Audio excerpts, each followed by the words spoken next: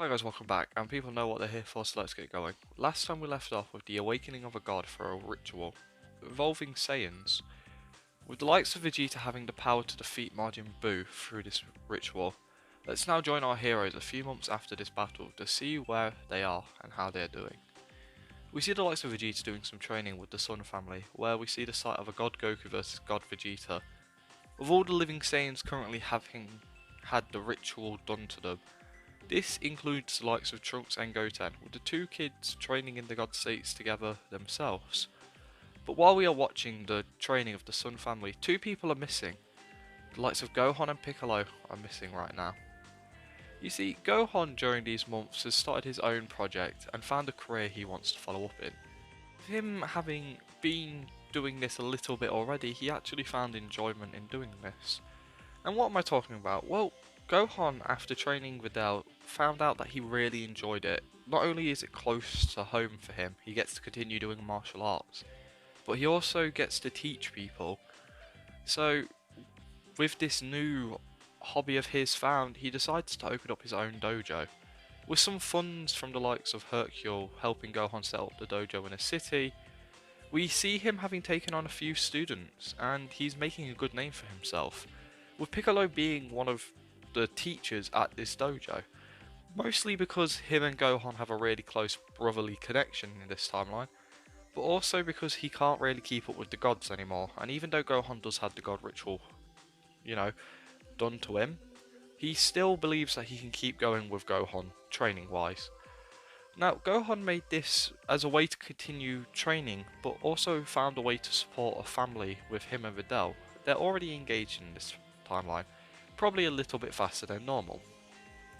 With this being said though, the next year is a bit more different, with the Saiyans all alive trying to understand more about the god form, with Vegeta not training as much as the Sun family to spend more time with his son. And this leads to the Sun family pulling ahead a little bit, with the likes of Chi-Chi, Goku, Gohan and Goten all being slightly ahead.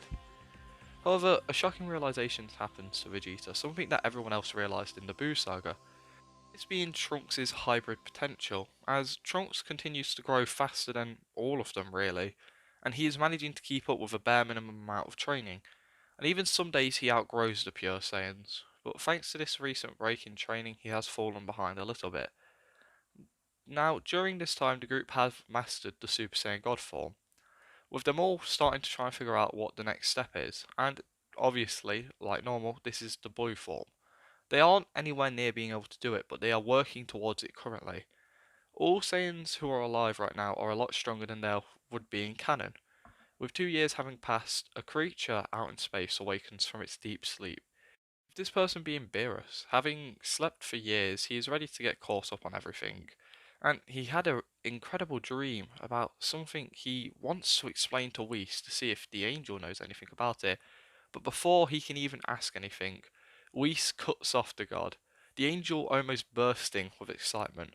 With Beerus surprised to see Whis like this, he asks what has caught his interest. Lord Beerus, you won't believe it, but you know that creature known as Majin Buu? It was destroyed by a Saiyan. With Beerus responding how that's impressive, but why has it got him so excited? Well, Lord Beerus, the Saiyan not only killed Frieza and the likes of Majin Buu, but has ascended to something known as a Super Saiyan God, having access to God Ki. With Beerus' ears perking up at the name, with him asking for the Saiyan's name, with Whis saying how it was the young Prince Vegeta. Beerus smirks, thinking how he remembers that kid and is looking forward to meeting him again, asking Whis to take him to the planet where this God Saiyan resides. But Whis gets once again really excited, asking which Saiyan God does he want to visit first. Beerus, shocked to hear this, asks for a bit more information, with Whis filling him in, and Beerus not only a little bit annoyed, but is more excited. Of course he's annoyed that so many, mortals have, this godly power which should be something for the gods. But he's excited because this means the challenge he dreamed of. There's a plethora of them on this planet called Earth. So him and Whis start making a trip towards Earth, with Whis trying to figure out which one he wants to visit first. Beerus says he will be visiting all of them, with the pair travelling to Earth. Luckily, all current Saiyans are at one place, with this being Bulma's birthday party, where the group don't have any warnings about the likes of Beerus's arrival, but they do have Vegeta, who does know Beerus. Upon seeing the cat, he looks concerned. With Beerus seeing the prince, they share a weird interaction as in canon, with Beerus explaining what he is here for, not beating around the bush. With him asking to fight the Super Saiyan God. With everyone here knowing what this is, the six Saiyans quickly jump up to the form of the Super Saiyan God, with it being very clear that all of them have mastery over of it.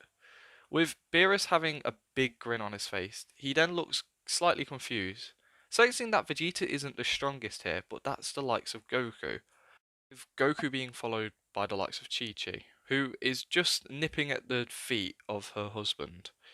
But right now, Beerus is really interested. Beerus decides that he wants to fight all of them, and he will be working his way up from weakest to strongest. We're just making the likes of Trunks go first, with him wanting to show off as much as he can, and is looking forward to it. A small note I do want to make is I'll be using the number system that was used in Battle of Gods, not in the show or the film, but something Toriyama said. He said how Beerus was a 10, Whis was a 15. I'll be using that just to give everyone an understanding of where, everyone is and where they stand up against Beerus. Keep in mind, I know this isn't accurate, but it's just to give everyone a gauge of where everyone stands. Now, Trunks manages to keep up with Beerus to a small degree, with the hybrid managing to get a hit or two in on the god.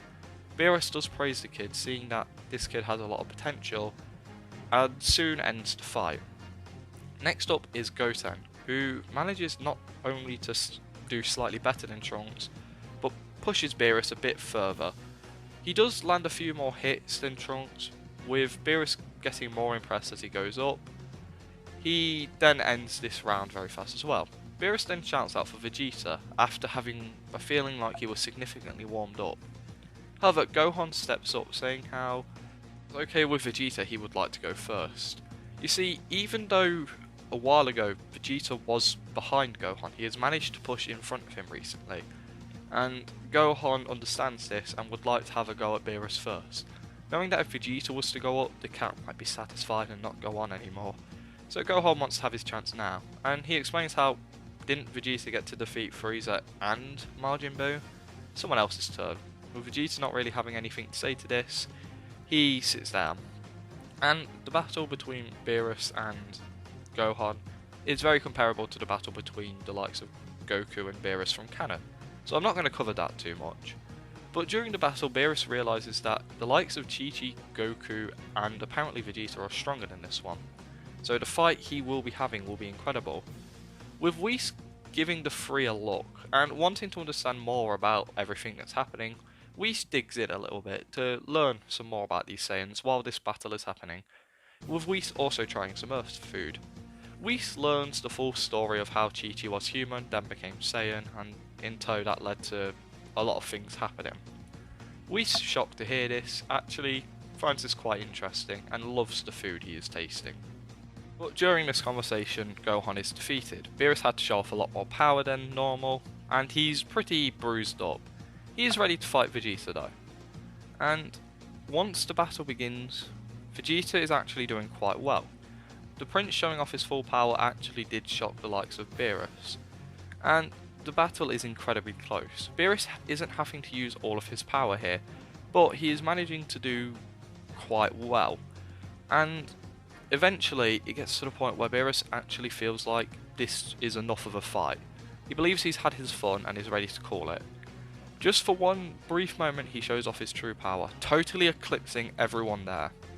And with this done, he knocks Vegeta out, pretty much in one hit. And with this done, everyone watches as Beerus just lands to the ground. And they all look at him completely shocked. They can't believe the power Beerus had and how clear it had been that Beerus had held back so much. With Vegeta defeated, he's slowly picking himself up off the ground, and Goku and Chi-Chi are getting ready to fight. However, suddenly Beerus falls to the floor. With everyone confused at what's happening, thinking he might be just, fatigued and needing to catch his breath, they soon hear snoring, And everyone sort of falls to the ground. They can't believe he just fell asleep after that. With him obviously pretending to do this, Goku and Chi-Chi don't know this. And Whis explains how he hadn't had a good fight in years, so it's very likely that he was just tired after that. But he might be back for another fight soon, which lifts Goku and Chi-Chi's spirits a little bit. Whis grabs his own little bento box of food and flies back to, well, Beerus's planet. And with this done, the party goes back to normal, with Goku and Chi-Chi saying how they'll have to have a fight when they get back to make up for what they missed out on. And once again, things line up like they did in canon, with the likes of Whis eventually showing up at the Capsule Corp, with everything there happening pretty normal. However, one big change happens. Whis is actually here looking for Vegeta as well this time. You see, after everything the Saiyans showed off, he's pretty interested, and he wants to test something, and it's only going to be for a month or so.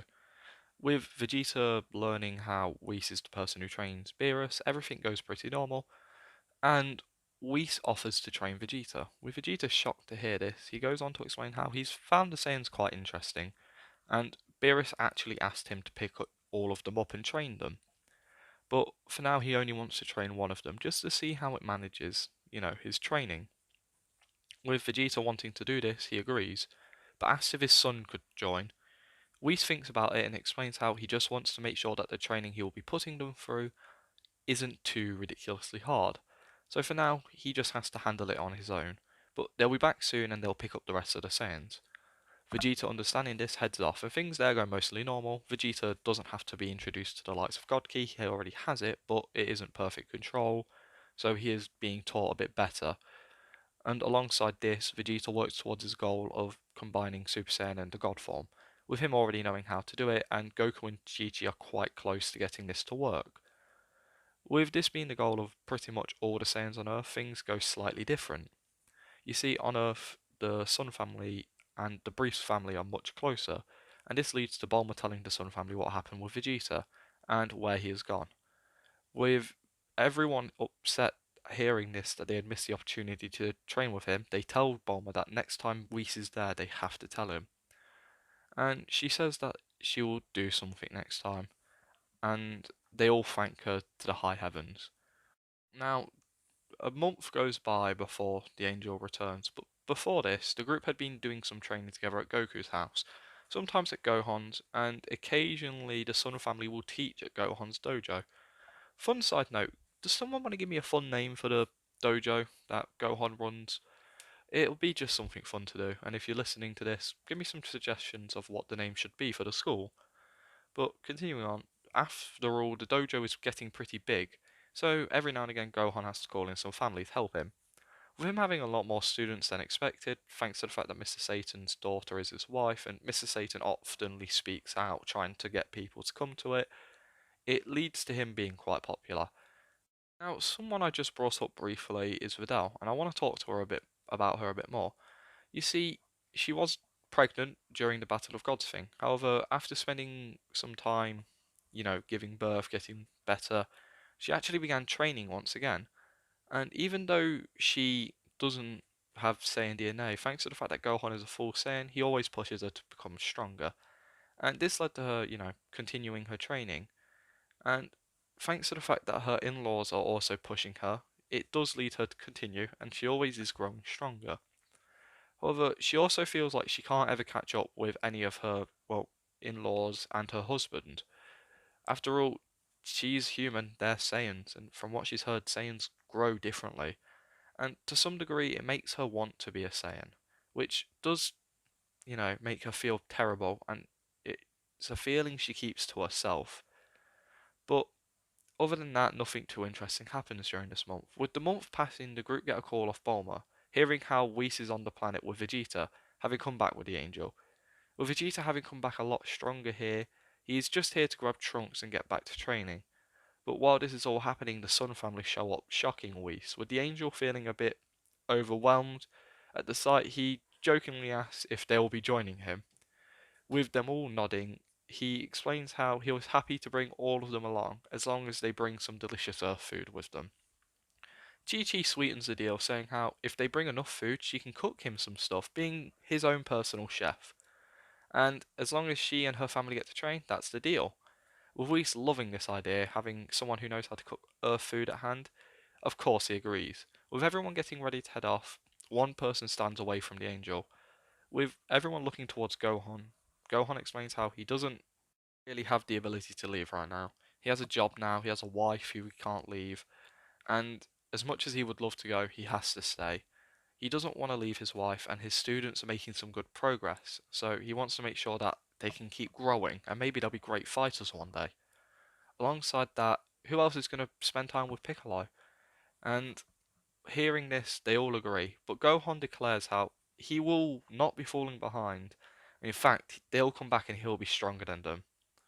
With everyone laughing, Gohan heads back to his dojo and gets back to work, with him, Vidal, and Piccolo continuing their training and also teaching. But on Beerus's planet, there is a lot of training happening, with all the Saiyans growing in an incredible amount, with Whis realizing that maybe bringing in the kids wasn't the best idea. But he can actually see that they have more potential than the parents, so he is happy he brought them, but he just needs to mature them up a little bit. So everyone continues their training, and it doesn't take long for the group to unlock Super Saiyan Blue form at all. The likes of Goten, Trunks, Chi-Chi, Goku, and Vegeta had already started working towards it. It probably only takes them a few months, shorter amount of time than in canon anyway. And with this done, Chi-Chi keeps her end of the deal. She makes food and meals for the angel and the god all the time, which keeps her in the good books of the likes of Beerus and Whis. And because of that, Goku, Chi-Chi, and Goten sometimes get to, train a bit longer than Vegeta does. But weirdly enough, they don't spend all of their free time on Beerus's planet. They sometimes head home to check on Gohan. After all, they're his family, and this is the first time they haven't ever trained together since, well, pretty much ever. They always go back and visit him and spend some time training with him, but they never spend too long. And during this time, Vegeta and Trunks will come back and check on Bulma and keep an eye on her. And the only reason Vegeta does this is thanks to the fact that Chi-Chi is on planet with him all the time, and she bothers him to do this every time. Now, a lot of things here are going to go slightly different. You see, we might not be seeing Frieza here, and I'm not going to lie, we aren't seeing Frieza here. You see, during the Saiyan saga, no one died, so the communications never had any talk about the Dragon Balls go over them. So Frieza was never looking for the Dragon Balls to begin with. I also don't really think that if they learned about the Dragon Balls, they could find anywhere to get them from. Namek was probably pretty secluded, and no one's really been there. And Earth, it doesn't really have them themselves, so it's kind of difficult to find Dragon Balls. But they do have one big gun left, and this is King Cold. King Cold has spent all of his free time and his manpower trying to figure out who killed his son, and after years of trying to figure it out, he eventually learns of who killed Frieza. With him learning how it was Vegeta and how he's living on Earth currently, he heads there trying to find the Saiyan. Now, this pretty much happens normal time of Resurrection F, just to keep things simple. And when King Cold's power is sensed coming into the atmosphere, the likes of Piccolo, Gohan, and all the other fighters can sense it, but don't panic at all. As soon as this power enters the atmosphere, the likes of Piccolo, Gohan, and Vidal head over to where it is. With the group meeting King Cold, Gohan and Piccolo automatically connect who this person is. This must be a Frieza relative, or something along the lines of that. With them asking King Cold this actually, with King Cold explaining who he is and what he's here for, he explains he's looking for the prince, and he knows he's been hiding on this planet. With Gohan explaining that he's gone, but he can help him, after all he's a Saiyan as well. With the king shocked, as Gohan doesn't match the normal things for Saiyans. He's seemed pretty polite so far, and he's actually been quite welcoming. But something that does concern everyone in the Frieza Force who is currently there, they can't pick up Gohan's power level on the Scouter. So they're a bit confused at what's going on here. But for now, King Cold explains how he's just here to kill the prince. He doesn't need anything, you don't need to hide him, just bring him out to me. With Gohan explaining how he's literally not here, he's the only Saiyan on the planet currently, all the other five have gone. With King Cold shocked to hear this, he explains how, well, Gohan will have to do them, before shooting a death beam straight towards the Saiyan. Gohan barely has to try and backhands the blast away. He just smirks looking at King Cold, before turning towards his wife, asking if she wants to fight him.